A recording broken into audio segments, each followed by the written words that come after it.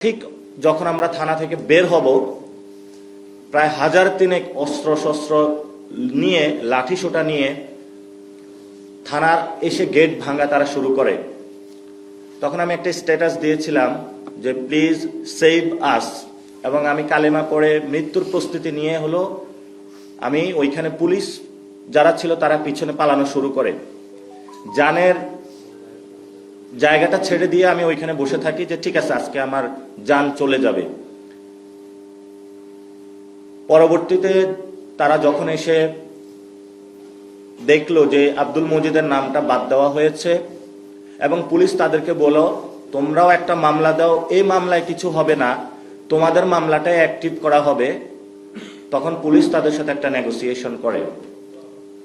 আমাদের যেটা দেখে মনে হয়েছে, একসাথে পুলিশ আমাদের উপরে হামলা করেছে, 8 ঘন্টা বিদ্যুৎ বন্ধ রেখে রাতের বেলা আবার পুলিশ তাদেরকে ডেকে নিয়ে এসে আমাদেরকে খুন করতে চেয়েছিল।